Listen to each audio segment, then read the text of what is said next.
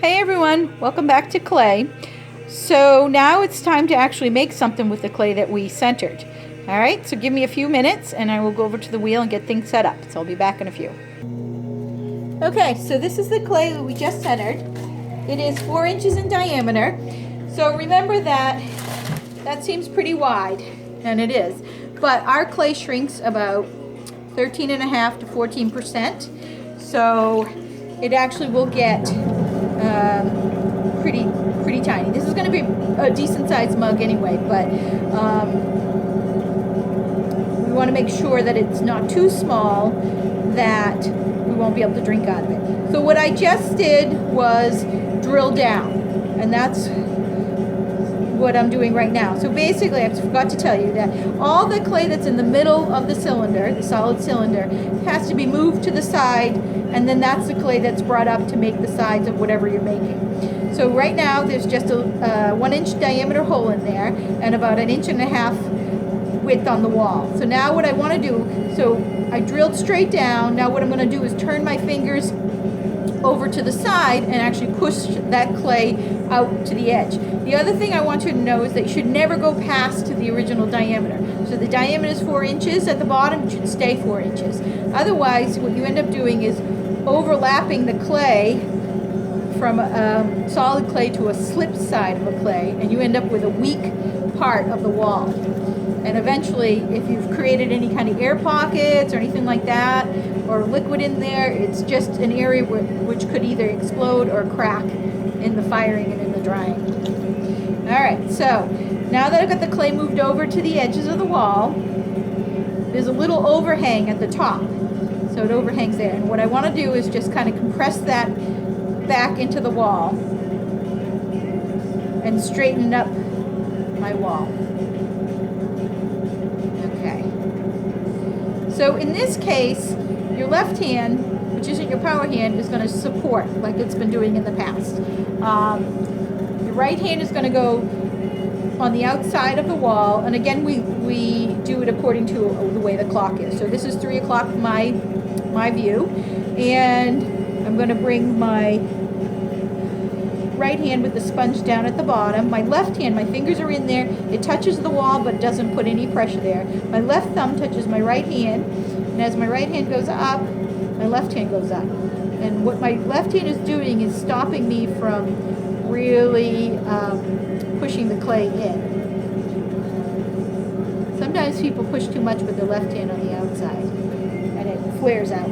But we want to try to keep a solid line, a straight line. Bring it straight up. So the rule is, once centering is done, is move the clay, then shape the clay. If you start shaping the clay before you moved it and then try to move it, the weight of it will collapse walls or weaken it or whatever, and you won't be able to really do anything useful with it. Alright, so this is your basic shape. It's just a solid cylinder.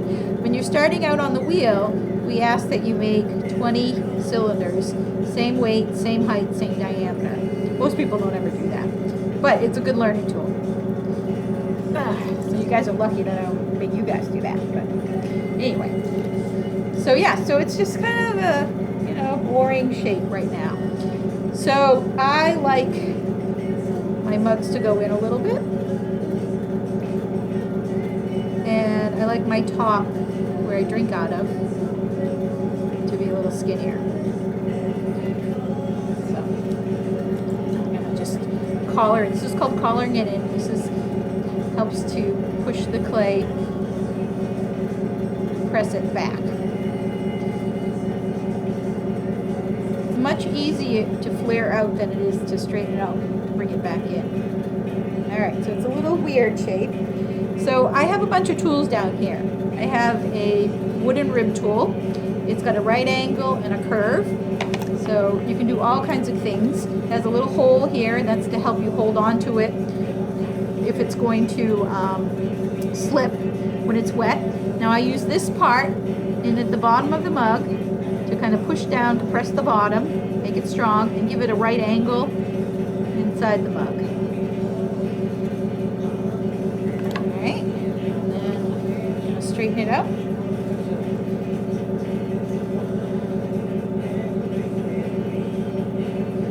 the smoother it is inside, the easier it is for food and liquid things not to get stuck and stain.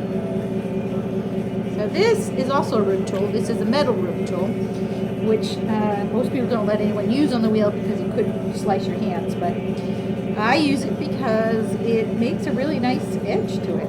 So I'm going to just tilt it at an angle. And again, my left hand is inside supporting. Whatever you do with one hand, you have to support with the other hand. Otherwise, God knows what's going to happen to your walls. All right. I'm going to collar in a little bit more.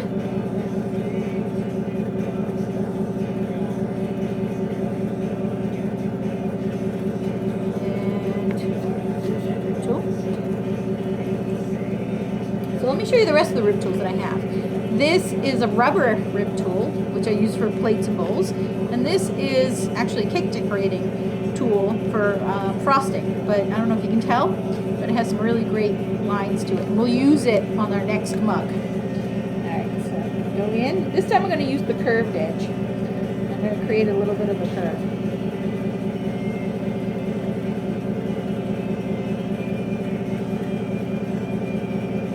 I don't know if you can see that. Looks like a nuclear reactor. Alright, so now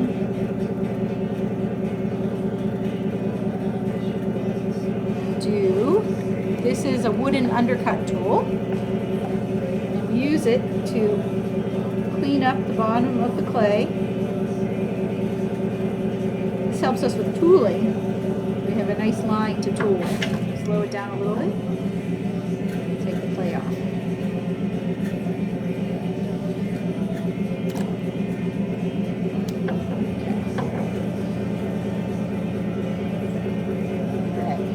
What do you guys think?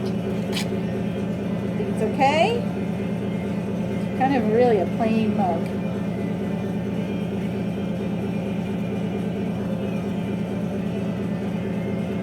Alright, so now we're just going to do a little bit of a lip. And I use the edge of the undercut tool, just kind of give it an angle.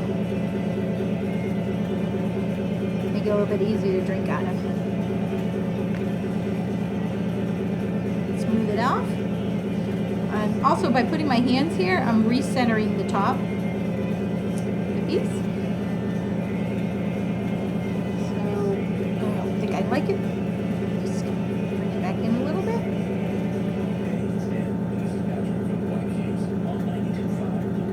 Alright, okay, cool. I think we're okay. So the last thing we're going to do, stop the wheel and then take it off the wheel. And for that we put, this is a butter knife, not very sharp at all. And we're going to just poke it in here and lift it off like that. Okay? Alright, that's it. Alright, so next time we'll do bowls. Hope that was fun. See you guys later.